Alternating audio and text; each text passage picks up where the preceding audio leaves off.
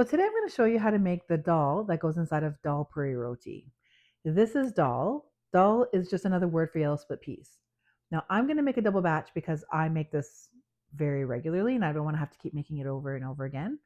And then there's another video that shows you how to make the roti that this is going to be inserted into to make the Dhalpourie Roti. So because I'm making a double batch, just split yours in half if you don't want to make it that much. I'm putting 4 cups of dal. So that's 2.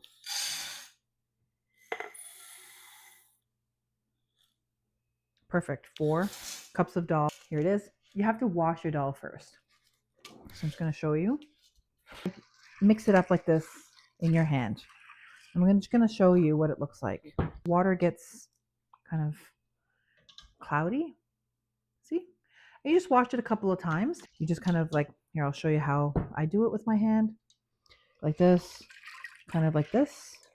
And you're washing it within your hand like that. Okay, so I'm going to just keep doing that until the water is clear. Now that the water is clean, now it's never going to be completely clear, but it's nice and clean. I'm going to add 2 tablespoons of salt, and there's approximately 16 cups of water in here. So there's 1,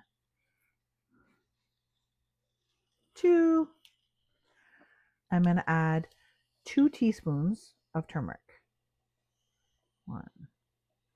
It gives it that nice little color whenever we add it into the Dhalpourie.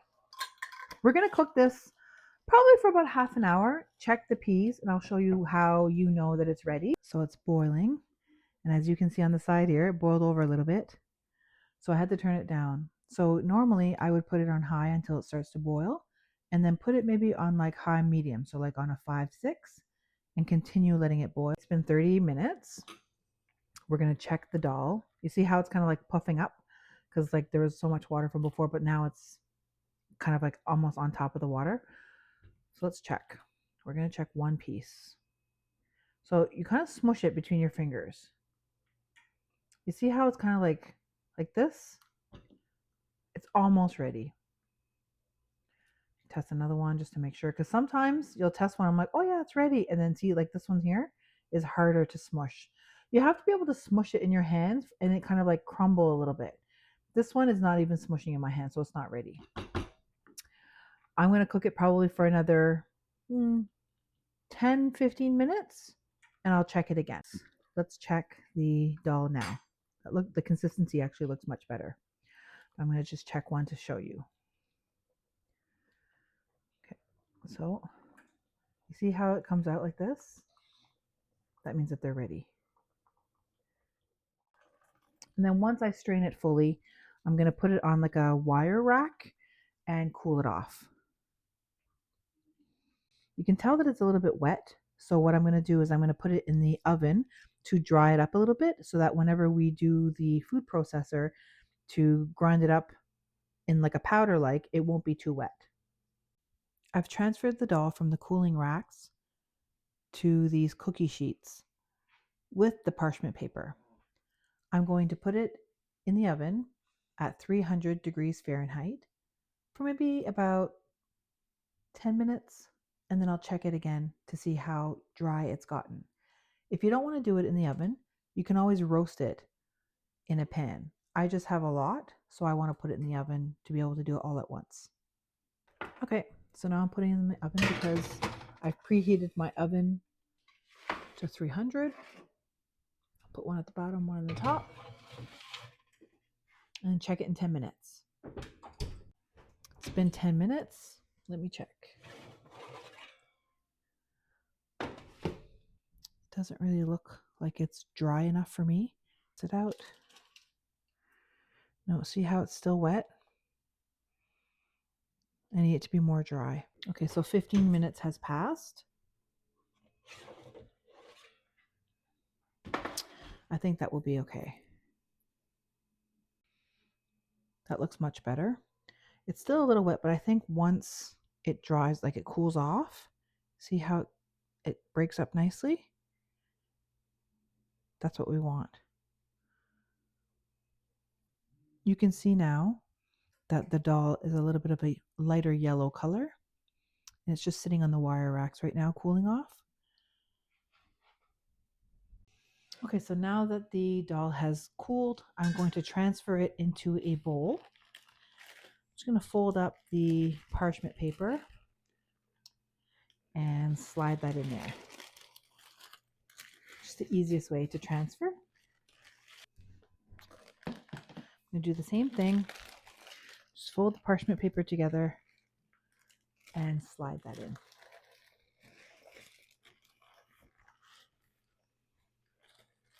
And why I'm doing that is I'm putting all of the ingredients inside here, and then I'm going to transfer it to the food processor. This recipe calls for 4 tablespoons of roasted jeera. Roasted jeera is also known as cumin. I had the cumin seeds and I roasted it, and then I blended it so it came into a powder. So that's what I have here. I'm just going to put that all in the dhal. It also calls for 2 teaspoons of complete seasoning. I will list the ingredients for complete seasoning in the caption. 1, 2. It also calls for 8 cloves of garlic. So I've got some chunks of garlic here that I chopped up. I didn't have any more fresh garlic, so I'm just going to add the already chopped up garlic in there. It also calls for 2 hot peppers. Now, it's actually supposed to be wiri wiri pepper, but because I don't have access to wiri wiri pepper, I'm putting 2 Scotch bonnet peppers in here.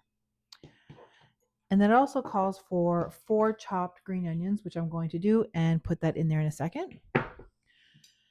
It calls for 16 pieces of curry leaves. What I like to do is I just freeze it so that I have access to it so they don't go bad. So I have it in the freezer and I add those curry leaves.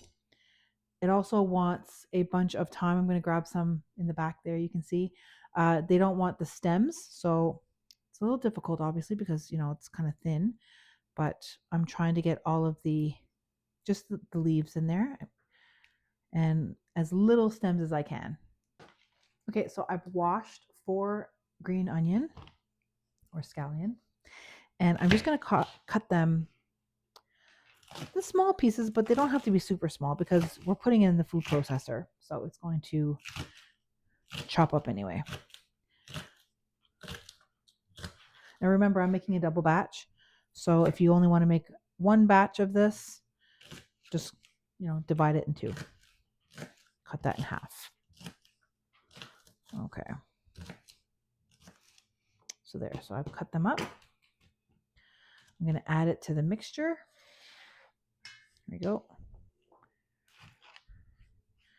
I'm going to mix it up a little bit, and then we're going to put it in the processor and chop it up. Okay, so let's mix that up. I mean, it is going to get mixed up anyway, but I like to have that mixed up. Maybe I should just chop up the Scotch bonnet pepper first.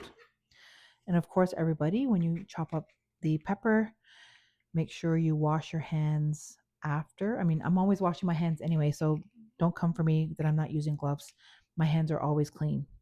But because of the Scotch bonnet peppers and their seeds on the inside is so hot, you don't want to have any of that left over. So I'm going to go wash my hands. Okay, washed my hands. Now we're mixing it all up. To transfer that to the food processor, little bits at a time. Okay, that should be good. Okay. Put the cover on and start mixing. I'll pulse it first. There. Okay.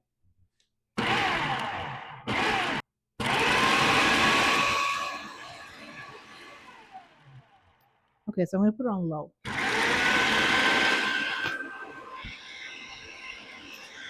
I like to mix it up a little bit so it captures it all.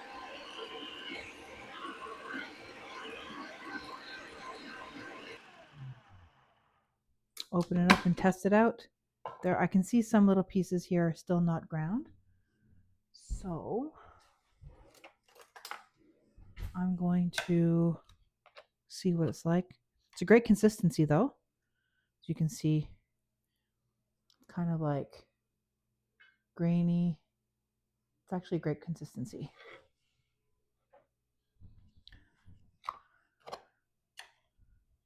But I'm going to mix it up just a little bit more to try to get some of the ones that haven't really been ground properly ground a little bit more. Let's try that again. I wish I had one of those like old-fashioned grinders. I would much prefer to do that, but I don't have access to one of those. Okay, looks to be okay. We're going to check it again. Good consistency.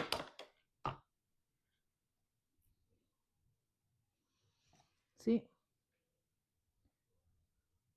It's kind of like how you want it to be, like kind of like a dry paste almost. That'll be good. You can really smell the pepper. I did taste it a little bit and it's really nice.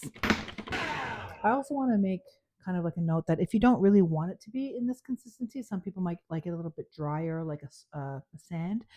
You can also roast it at this point and it will dry it up for you. I've done that before. It's a little trick that I've learned over the years, but this is okay.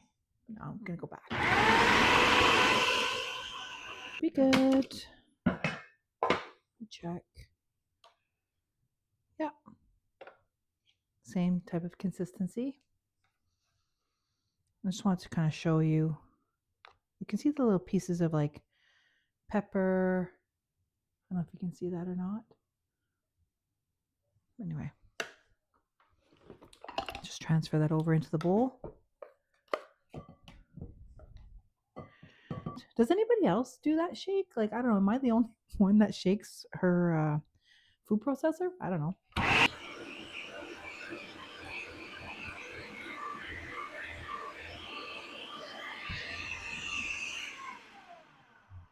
Okay. I mean, to be honest, I've never seen anybody else shake it like that in any of the videos that I've watched, but I just find it easier because when it goes to the sides, it gets just kind of stuck there. Anyway, it's just my thing. Let me know if you do that too. I don't want to be the, I mean, even if I am the only one, that's okay. Just tidying up some space here.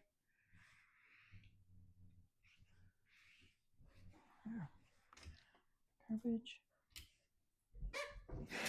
Washing my hands because I wash them every 2 seconds. Okay, so we're going to transfer this into the larger bowl again, just so it can kind of look like it's like breathing a little bit.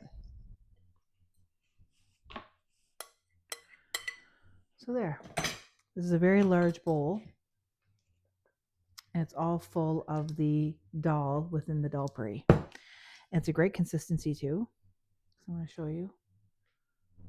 Like that's kind of like how you want it, so that whenever you put it in the dhalpourie, you can kind of put it in like a little bowl, a little ball, sorry. And when you stuff it in, I'll show you in my next video. So now you know how to make the dhal that goes inside the Dhalpourie roti. So just to give you an idea how many rotis that made me, I'm using these 3. I put them in little balls. They're just easier to fill. So these 3 are going to be used for that roti video that I was talking about. I'll make them tomorrow, but I usually put them in like little bags like this and I freeze them so that whenever I'm ready to make them, they're already portioned out. So it gave me 16 balls. So that will give me 16 Dhalpourie rotis. So if you want to watch me make the roti, just go to my YouTube channel, check out the playlists. Under the playlist, it'll say Trinidadian food, and that's where it'll be. Now don't forget to like and subscribe.